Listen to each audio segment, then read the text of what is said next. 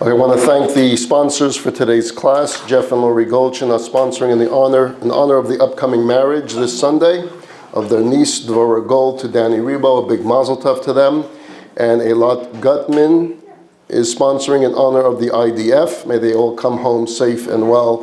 Thank you very, very much. So, I was in Israel last week. I was there for 8 days. And as every trip to Israel has its own unique feel, its own unique spirit. There's a lot of pain there. There's a lot of anguish, and yet there's a lot of resolve. And when you combine both of those emotions of, you're sensing the tzoros, you feel it, you're with the people, and at the same time, the strength of the people comes through. One of the days that we were there, we went to the south, right to the Gaza border, as close to it as you can get. And I visited with the kibbutzim. Some of them lost quite a few members of their kibbutz on October 7th. All of them talk about that day, and you get a sense of complete chaos going on. Just to give you some example, one of the moshavim that we went to, they were excited because Simchas Torah was in the air. So they went to sleep with this excitement of they can't wait to wake up in the morning, because in this moshav, everyone comes out on the streets for Simchas Torah, the religious and the non-religious, everyone comes out. It's the biggest day of the year. So they're explaining us putting their kids to sleep, and they had guests. The kids had other guests that came for Simchat Torah. What a time to send kids away to this particular location in the world for Simchas Torah. And this tremendous excitement building of the next morning, we're going to get up and we're all going to go out and dance together, the whole community. And then 6:30 in the morning, the sirens go off.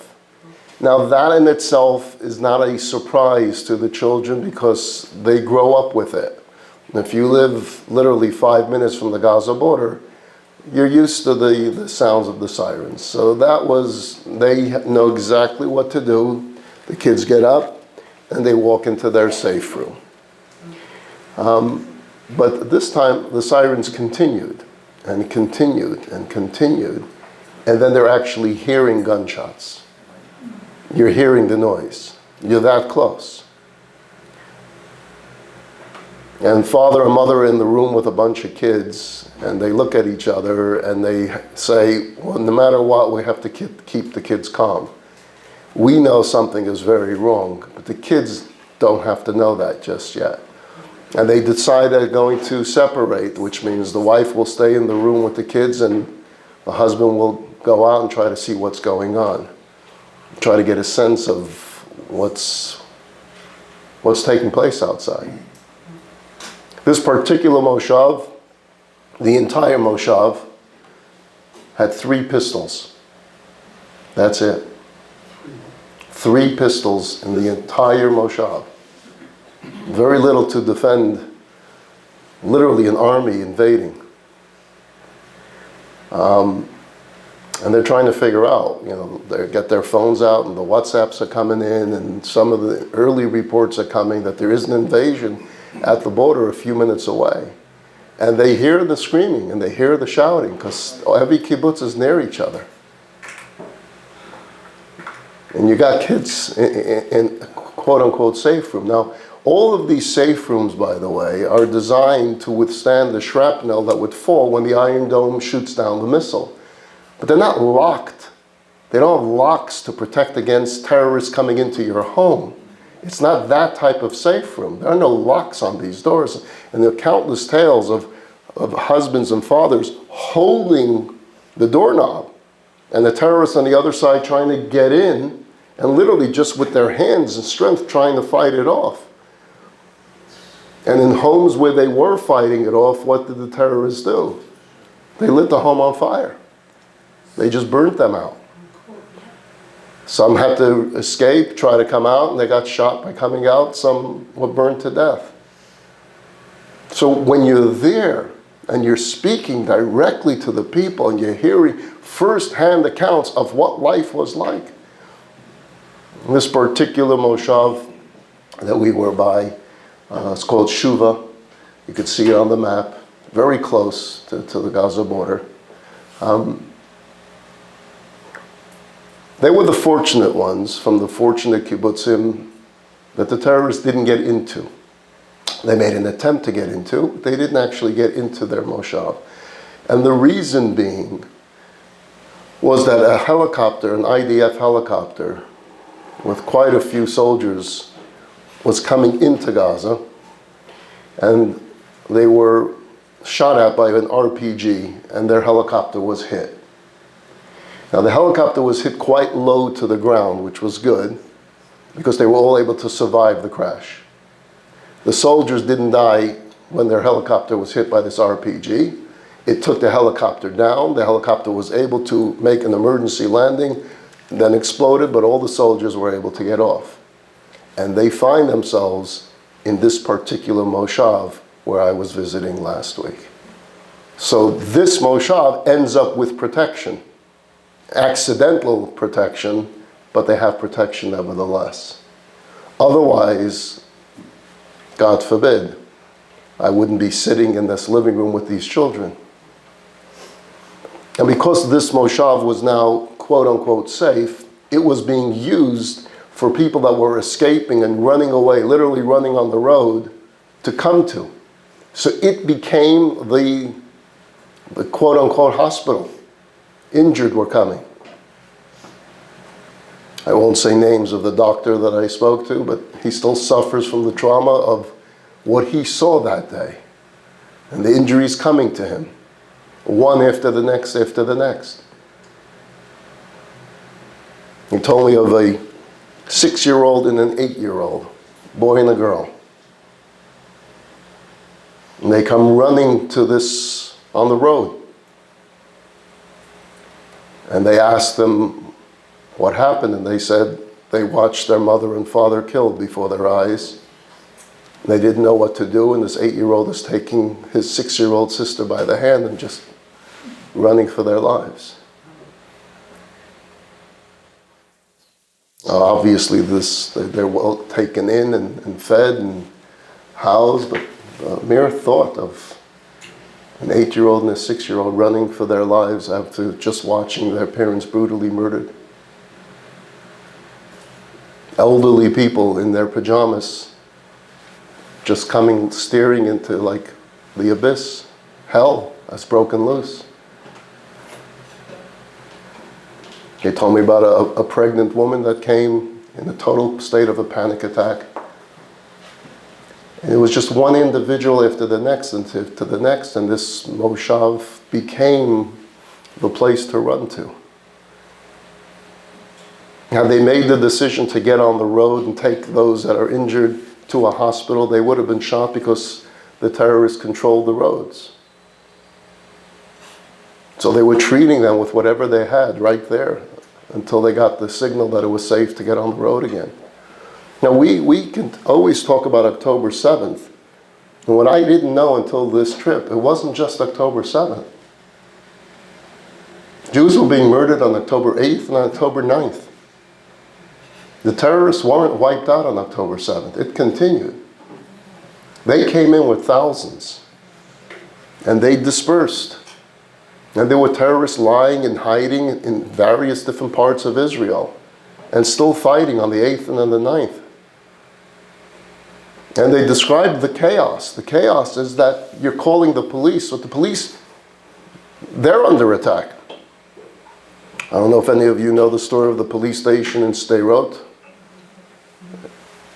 The police station came under attack, and the terrorists took over the police station, murdered every police officer. And because the Jews of Sderot felt under attack, where were they going to run for protection? They ran to their police station. And literally bodies were being lined up. These are our brothers and our sisters. There was a car in the parking lot right next to the police station in Stay Road.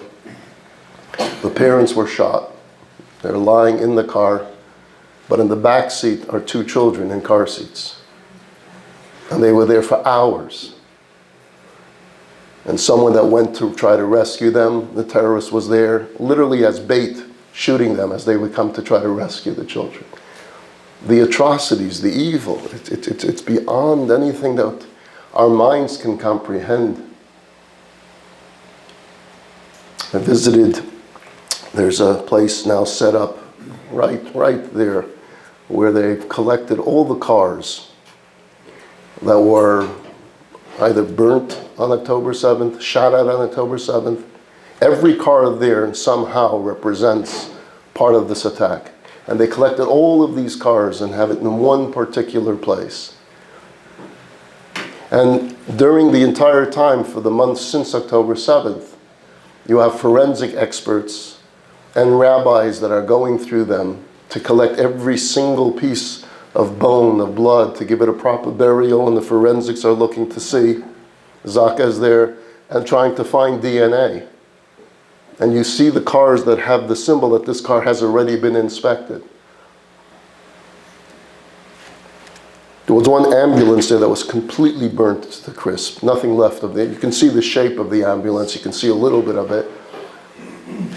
Now on my October trip, on October the 7th, the week after the war broke out, I visited a home in Kiryat Arba.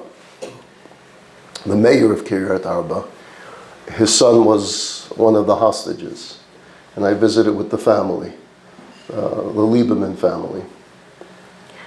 Just a brave family. The parents are telling me that at the time that they're still, this is a week after October 7th, so it's all still fresh, not knowing the whereabouts of your son. His son was a security guard at the music festival. And he ran to the front lines where people were being shot to try to rescue. And he kept on going and bringing back someone alive and then going back for more and going back and continued to do this. And everyone said, you gotta stop, run for your own life. And he refused to. And he never did come back. And he was originally on the list of the hostages. And they told me that they have at that same time, one of their sons is fighting in Gaza, and one of their sons is fighting on the northern border, and now one of their sons is hostage. And although the government told them the other two can come home and be with you during this time, they all refused.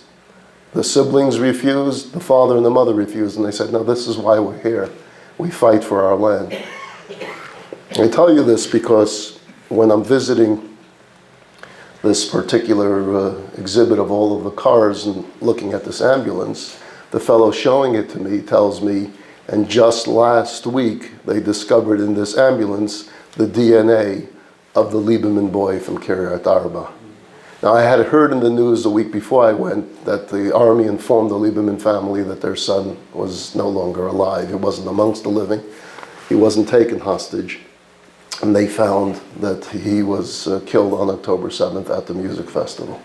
And it was literally the DNA that they found in the ambulance, the burnt out ambulance, that was able to tell the Israeli government to inform the Liebermans that their son didn't survive October 7th.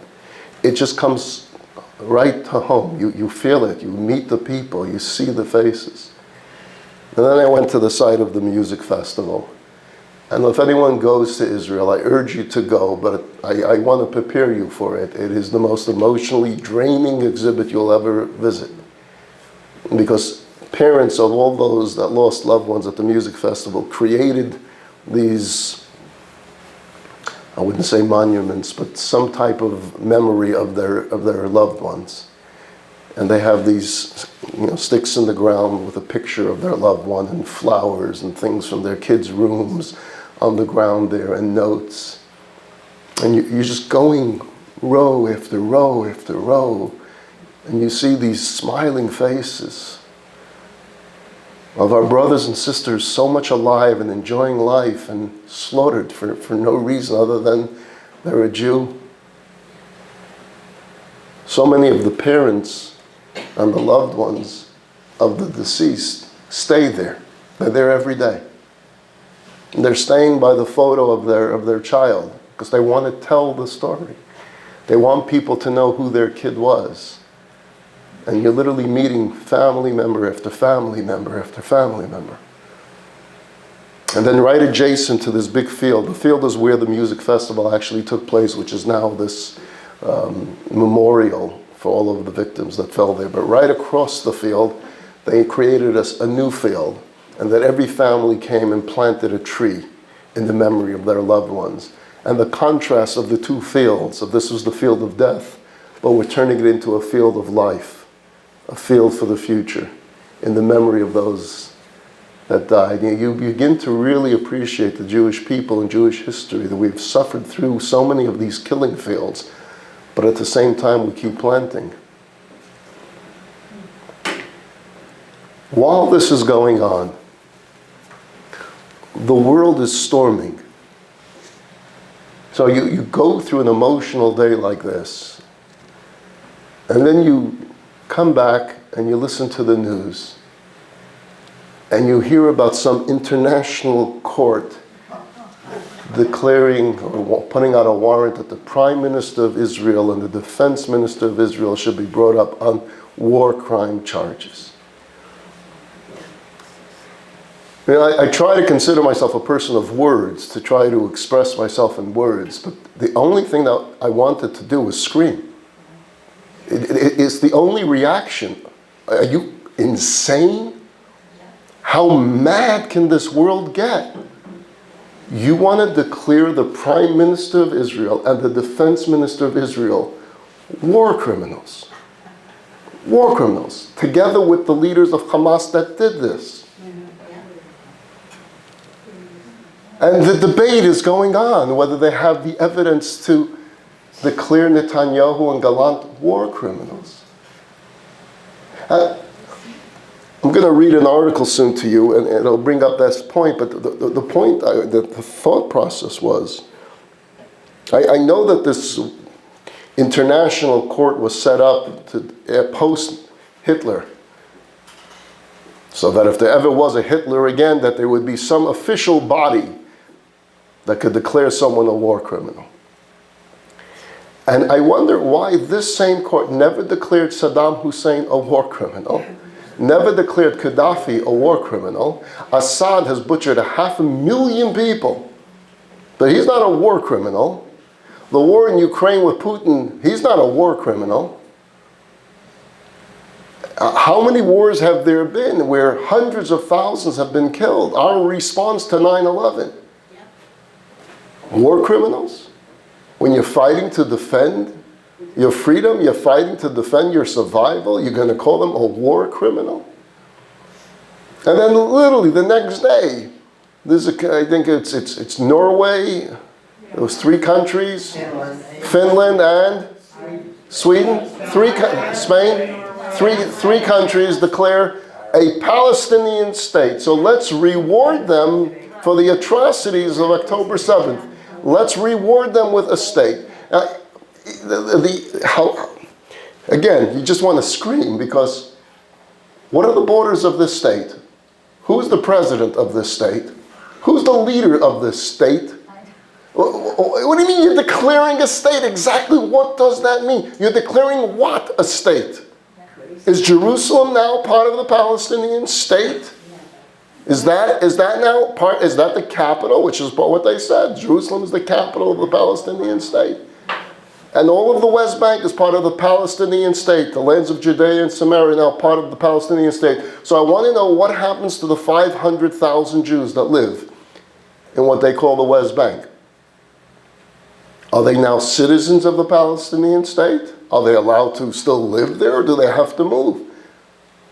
Let's continue the Fiddler on the Roof story of now it's time for Jews to once again be moved out. Let's move 500,000 Jews out. Get out. We need you to move again.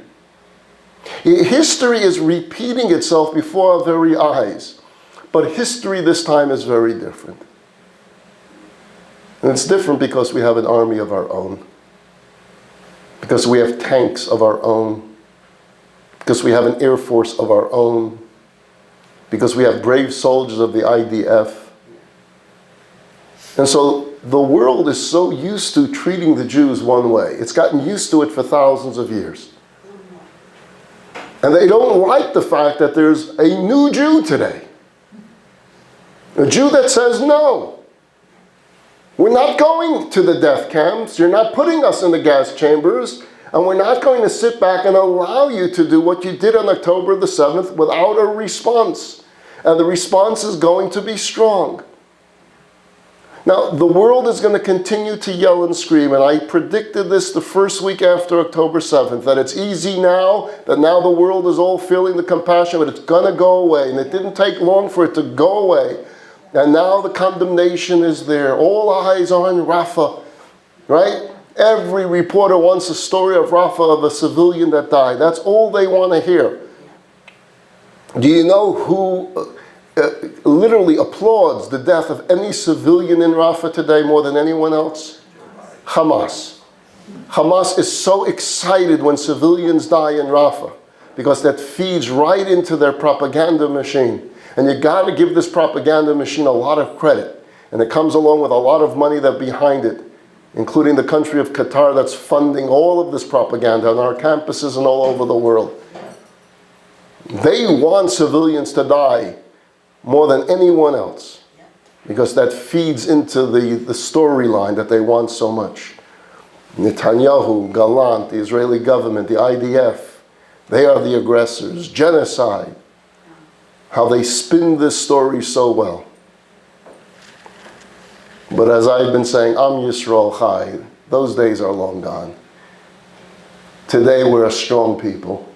We're a strong nation with a resolute army, with brave men and women of the Tzahal, of the IDF, that know what they have to do. And they have to shut down the news sites and not listen to what's being reported and follow the orders and do what needs to get done and finish the job. Hamas needs to be eradicated from the face of the earth. You can't go ahead and say that they're going to still live side by side. You know, it's such a ceasefire sounds so good. You know, let's do a ceasefire. But ceasefires have only prolonged it and given them time to rebuild and rebuild and rebuild. And that's all that's happened with every ceasefire. It just gives them more time. And it's coming in. The money is coming in. Iran is funding. Qatar is funding. Weapons are getting in. It's coming in under the tunnels under Egypt. It's coming in from all over the place. Even the cities that Israel cleared out in Gaza, they're coming back again. Missiles are being sent from cities that Israel thought they cleared out. How is it getting there? Because the tunnels are still operating. Israel may have wiped out 50% of the tunnels, but the other 50% are still being used. And so the threat is so real. The pain is real. The anguish is real. You meet with these families and you feel it. You feel the pain right there. And the anguish of the families of the hostages, it's beyond words. That any parent could survive having 230 days go by. In every case that I remember growing up, and maybe you'll agree with me, that there were other hostages in the world. Remember Beirut hostages, there were hostages. The Red Cross was always the neutral party that was allowed in just to make sure that the person's alive, has clothing, has food, has the medication they want. This is the one case where the Red Cross is quiet, doesn't exist. Now, I'm not a diplomat. I'm not someone that worked in the State Department. I don't know foreign policy. I know like you know.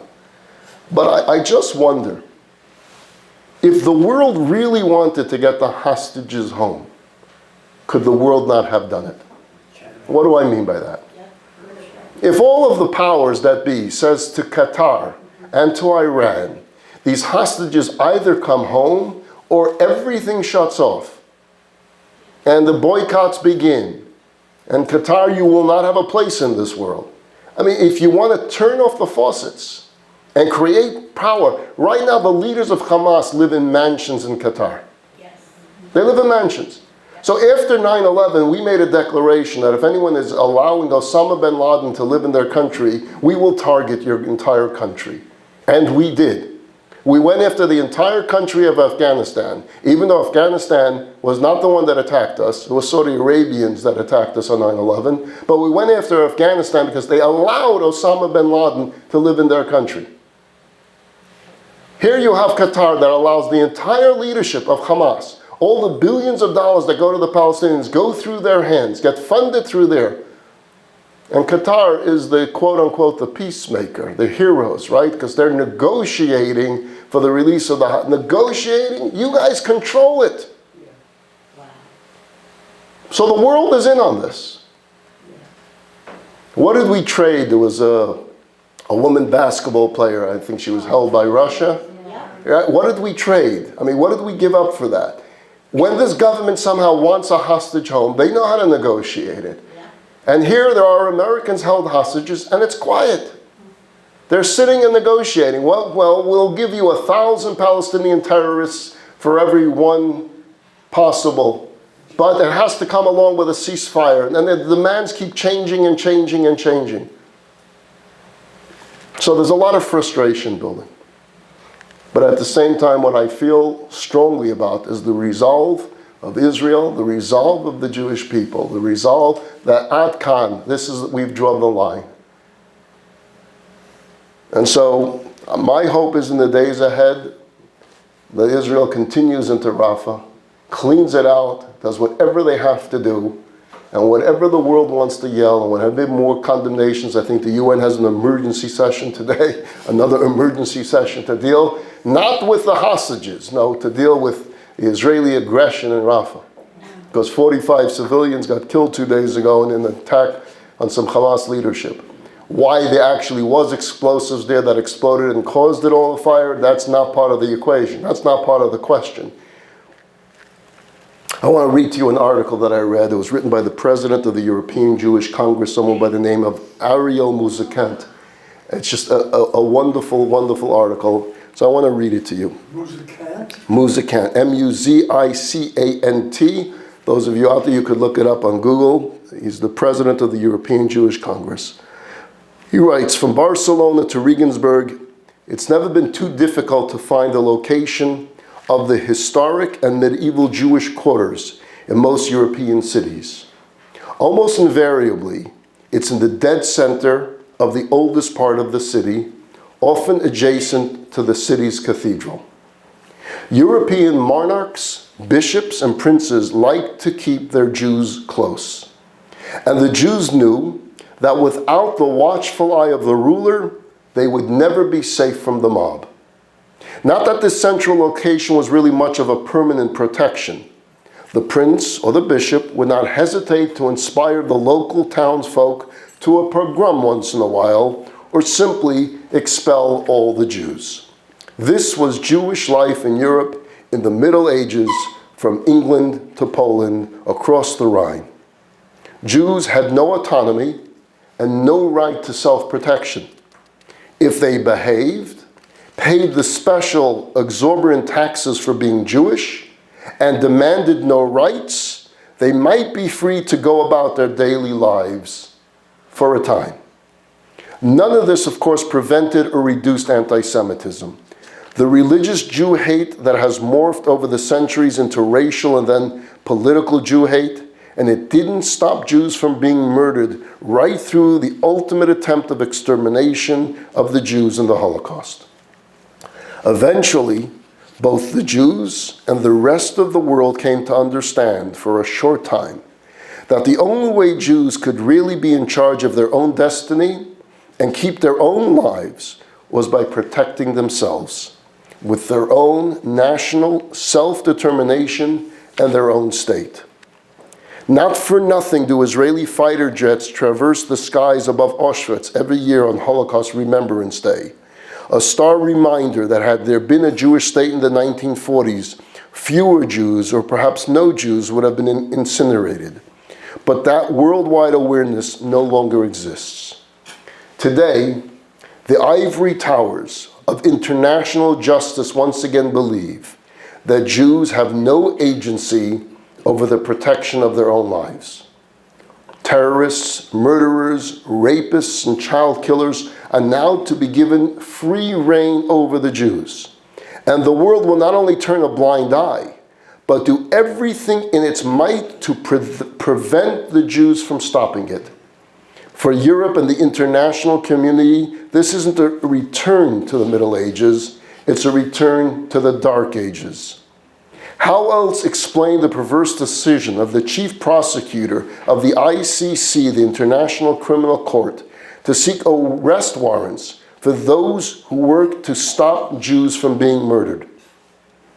How else to understand that arrest warrants were never issued by the ICC against Ayatollah Khamenei, leader of the world's foremost terrorist state sponsor, or to Syria's President Bashar Assad, who has presided over the massacre of more than 500,000 civilians in Syria over the past 12 years. No warrants for the leaders of Burma or North Korea. What's keeping the ICC? And then to compound that decision by direct comparison between murderer and victim, as if placing the Prime Minister and Defense Minister of a democratic country on the same balance sheet as a bunch of fundamental terrorists or murderers, indicate a fair comparison. What is it about one tiny Jewish state that the moment it seeks to defend its own people, bound of course by the demarcations of a society governed by democracy and the rule of law, the ICC immediately seeks to prevent it so doing? It appears to be the same perverse logic that sees Israel targeted by more United Nations General Assembly resolutions than the totality of Syria, North Korea, the People's Republic of China, Russia, and Venezuela, and all other countries of the world combined. We've been here before and over many centuries. The best and most effective way to get rid of Jews is to disable their agency to act in their own defense. In medieval times, Jews were the targets of local mobs during blood libels against them, as today. Now they are also targets for the international mob, when murderers and rapists invade their one and only safe space. We must call this by its name. Hating and murdering Jews is anti-Semitism. Enabling the continued hatred and murder of Jews, denying the victims the agency to stop it, and couching it in the terms of international law is no less. Very well written article. You're trying to take away the ability that we finally have after thousands of years that we can defend ourselves. It bothers you, Europe. It bothers you that we're not the sheep anymore. It bothers you that we have a strong army. It bothers you that we're taking self-defense and in our own hands. It bothers you that we have the ability and the might and the will to defend ourselves. So what are you doing? You're using your court systems and your United Nations to try to pressure us to stop? Why? Why? There's only one answer. There's only one answer. We are treated differently than any other nation on the face of the earth. Because we're Jews. Anti-Semitism is the oldest hate. It's very difficult to understand other than it is. We know it when we see it. And that's what it is. And that's why I say the only response has to be a determination, a deep determination within each and every single one of us of what does it really mean when we say the three words, Am Yisroel Chai. What do you think when you say those words? Are you willing to stand up strong and say, Am Yisroel Chai, no matter what they yell, no matter what they scream, no matter how many resolutions there may be, no matter what an ICC may say, no matter what a State Department may say, no matter the headlines of the newspapers, Am Yisroel Chai is the only response. We are going to learn to defend ourselves, to protect ourselves, so that no longer do you have to hear stories of an 8-year-old and a 6-year-old holding hands running through the streets of the borderlines of Gaza, looking for someone to save their lives because their parents were just murdered before their eyes. Never again must be now. Never again. One other paragraph that Yuval Shusterman, who's not here, sent me yesterday, a WhatsApp. I'm not sure where he got it from, but it's very well written. I'll read it to you. No other war in the history of all wars was under such an international microscope No other army had to behave so politely towards its worst enemies. No other nation had to feed the criminals who murdered and kidnapped its own. No other soldier had to be so lenient with the savages that raped their women and burned their children and parents alive. No other country was ever more hated and questioned for defending itself. No other people of any country in the world were more harassed, insulted, punished, sanctioned, lied to, dehumanized by supporters of online terrorism, and attacked and bombed daily by bloody, sick terrorists. No other country had more UN resolutions. No other country attacked by terrorists of all kinds and coming from all parts of its borders was ever called a terrorist state when defending its citizens. No other body of military evidence about terrorist war crimes were more ignored by the WHO and other official bodies. No other truly occupied territory like northern Cyprus by Turkey or Crimea by Russia ever flooded the streets of university campuses with such absurd and pathetic activism for a country that never cared about them before October. No other woman or of any nation or religion was more doubted or less supported than Israeli women. No other hostage from any terrorist attack was more ignored by public opinion. No other baby in the world was kidnapped for 6 months, during which time neither the UNICEF, nor the Red Cross, nor Amnesty, no one was even tweeted once about it or questioned his captivity. Welcome to anti-Semitism, the new season, produced by Iran and radical Islamists around the world. So what is it?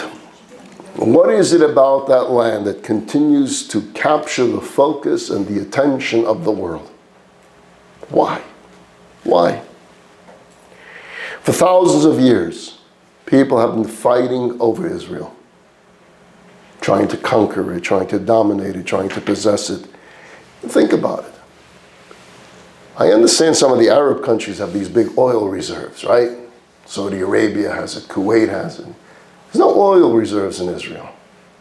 What do you want from this little piece of land? In Yiddish, was willst du? What do you want? There's nothing here for you. There's no gold mines or diamond deposits there. And yet, since the beginning of time, battles have been raging as to who will control this little piece of real estate. The Babylonians went after it. The Greeks went after it. The Romans went after it. The Turks went after it. The Christians, the Muslims, the Armenians. Every power and religion sought to claim this little piece of geography as their own. The Arabs have, I think it's 22 or 23 countries in the Middle East. We got a little piece, a little shtickle. It's less than the size of New Jersey. That's all we got. You have so much land.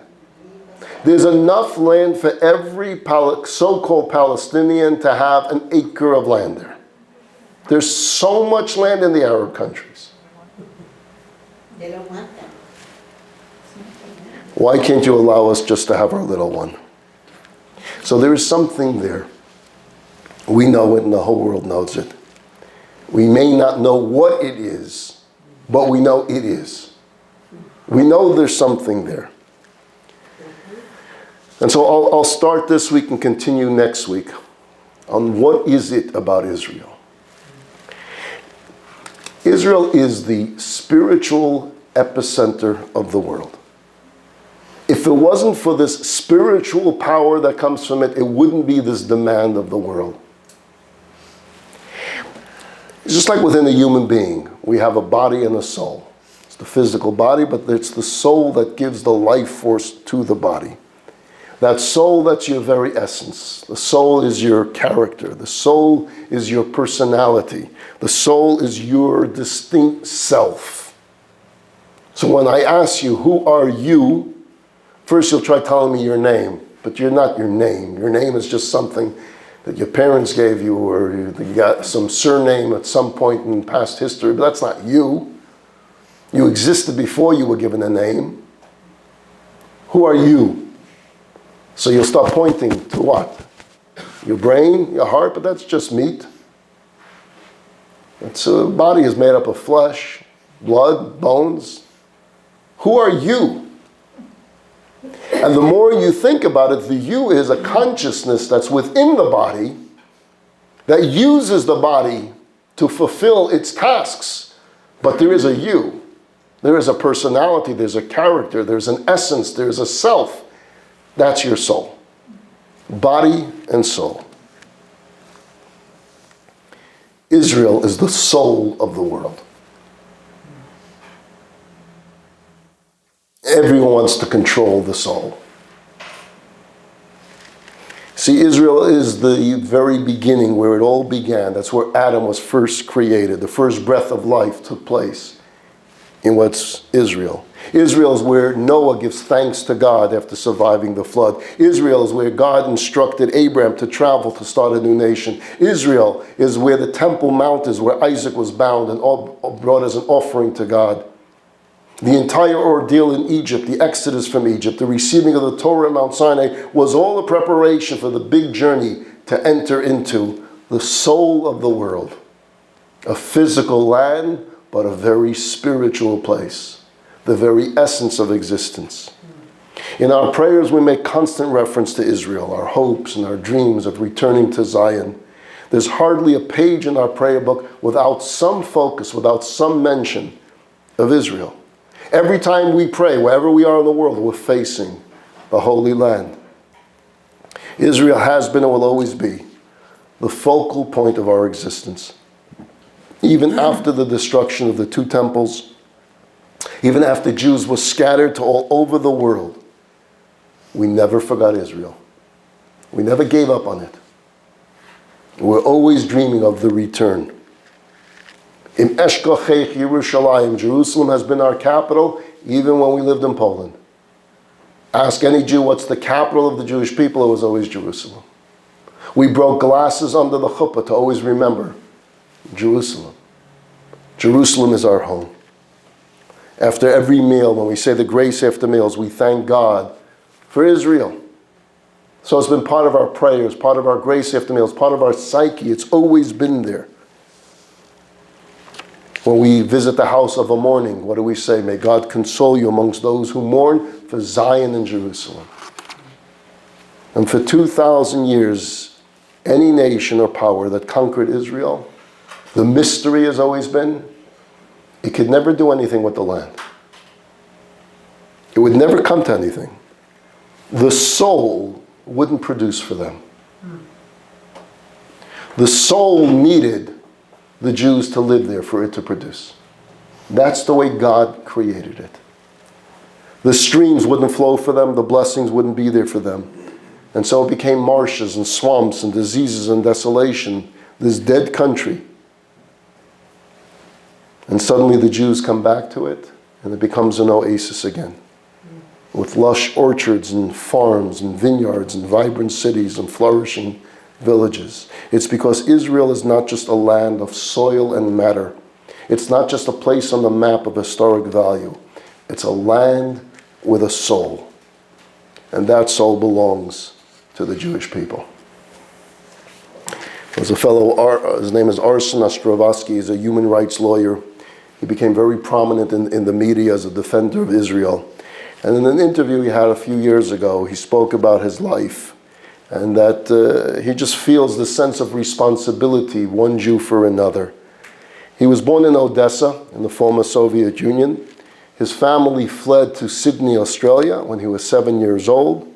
And he would say that in Odessa, we knew that we were always made to know our place as Jews. They made sure to let us know that we're not full citizens here. We felt the full brunt of discrimination and anti-Semitism, but not in Australia. In Australia, we were totally accepted. In 2012, he makes Aliyah to Israel. 3 months after his arrival, there's a war with Hamas. There's been many wars with Hamas. 2012, there's a war. The sirens go off while he's in a supermarket. And Ostrovsky runs into the bomb shelter of every market that the market has there. He runs into the bomb shelter and he's sitting there huddled with all of those that were shopping at that particular time. Someone recognized him because he was always in the media. And someone says to him, I bet you regret making Aliyah now. Now you just came and look at it. This is what life is like. And his response was swift and unequivocal. And he said, I've never been more certain of anything in my life, that this is where I want to be. This is my country, and these are my people. And we do it all together, and we survive together. This is our home.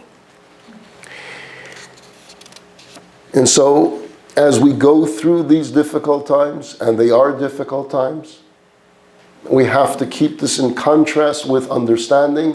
We've been through difficult times in the last 2,000 years. We've been here before. But as I said, this time it's different. This time we can be victorious. This time we don't allow Jewish blood to be spilled.